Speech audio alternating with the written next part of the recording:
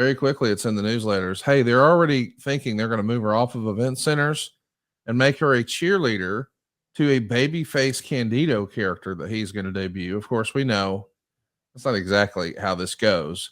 February 22nd, North Charleston, South Carolina. They do a taping for both Raw and Action Zone. And the debut is described by Dave Meltzer as being a total disaster. The gimmick was they were baby faces called Chris and Tammy Spirit, with Tammy in a poorly fitting cheerleader outfit and Chris in an outfit with a cape, trying to get the fans to cheer, but of course the fans hated the gimmick. A lot of fans also booed because SMW airs on television, and they knew they were heels.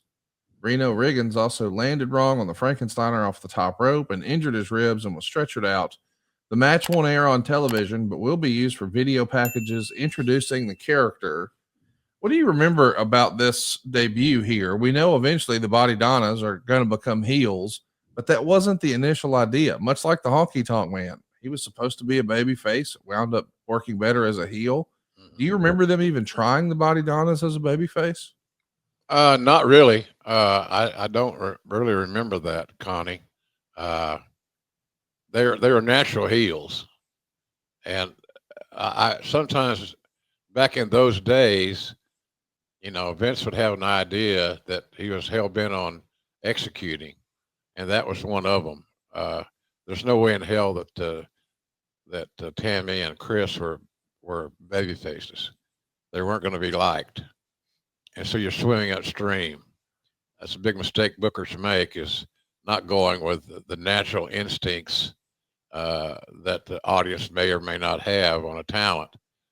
So she and she was the big star of the team, and that bothered Chris, I think, at times, because he had worked all his life to build his body up and to get thick and bigger and all that stuff. We got to remember he was under 6 feet tall. He had I always thought he reminded me a little bit of Dick the Bruiser, where he'd worked on his body. He got thicker. He got more muscle. He's probably enhanced to some degree. But she was the star of the team. And sometimes it reminds me of the Mark Marrow Sable thing. Yeah. It's just she was a star she was steering the ship, and did a hell of a job in that respect. I think she made life miserable for Chris more often than not. At least it seems that way to me. And he wore his feelings on his sleeve and all that good shit. So, but she was a star of the duo without a doubt. I thought it was a good thing when they put Chris and Tom Pritchard together. Tom's a very underrated worker, great trainer, one of the best trainers in the business ever, still is. But she was just she was a star in waiting. It was just a matter of how she was going to get there, and I think that I don't know. It was awkward. It was awkward, much like my description of her right now is awkward. It was awkward. Simple as that. They seemed to not get along. She was very loyal to Chris at times.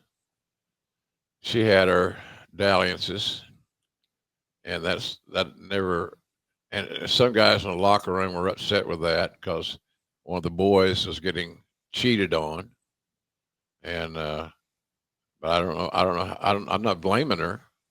I guess just normal reaction, I guess. But she was a little rough on Chris, and his feelings were hurt more often than not. It was a pain in the ass, quite frankly, how they got along, and how she treated him, and how that was taken by the rest of the locker room. She wasn't that popular. She might have been popular with the guy she was sleeping with, but she wasn't very popular with the boys because they were loyal to Chris, and they saw how she was treating him, and the effect that had on Chris Candido was not positive. A lot to talk about as we continue telling the story of Sunny here on Grilling JR. If you haven't already, be sure to hit that subscribe button. GrillingJR.com is your home for all things Jim Ross. Be sure to hit subscribe and turn on that notifications bell so you won't miss us the next time we're live. The switch happens pretty quickly. You know, we only have one outing out there as a babyface and realize this ain't gonna work. So they're going to switch it up. And Dave Meltzer actually likes the idea. He says the inspiration is Tony Little and Susan Powder. Susan Powder was an influencer, a fitness guru who had the exact same haircut as Chris Candido. If you haven't already, go through that in your Google machine, and maybe Silva and Post can add a little side by side of Chris Candido and Susan Powder, because boy, they nailed it. But they want to be these sort of fitness gurus and be a little over the top and a little annoying, maybe like Tony Little, with really, really high energy, but more importantly, not be all about positive. Yell at the audience for being fat and out of shape. Channel your inner Rick Rude. Right. And once Dave Meltzer actually sees the vignettes, he says it's really slick. The gimmick is they insult the audience that they're fat and out of shape. I know that we saw this before with Rick Rude, but sometimes let's play the hits. Don't break what I mean. Don't fix what ain't broke. It worked for Ravishing Rick Rude. It's going to work for the Bodydonnas, right? Absolutely. Yeah, absolutely. And that's the best casting for them, or booking, if you want to call it that, being a heel. That's their deal. And, you know, Chris was a good bump taker. He fed comebacks well. He took a good ass whipping. And then Sunny was just the cherry on the sundae, shall we say. And it's just a shame to where her life is gone. It's sad. It's really sad. She's wasted her life, you know, in many ways. I don't know that she'll ever get out of prison. Where's she in prison at, Conrad? You know, Pennsylvania or something? You know, I'm not really sure. I haven't looked to put any money on her books. Hey, I do want to ask you about one of the early things that we see from Chris Candido that was any substance. It's a program he's working with Barry Horowitz, and Skip is doing push-up.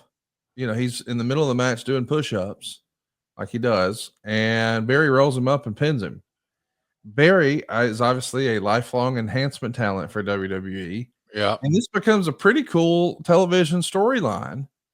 And I thought it really showed that, hey, Candido, this is, I don't know. I found this, as far as it being a preliminary match, way more entertaining than I expected. I was a fan of this. What do you think? Well, it's probably one of my more memorable calls. Horowitz wins, because he hadn't won any. Right. He was 0 for life on TV.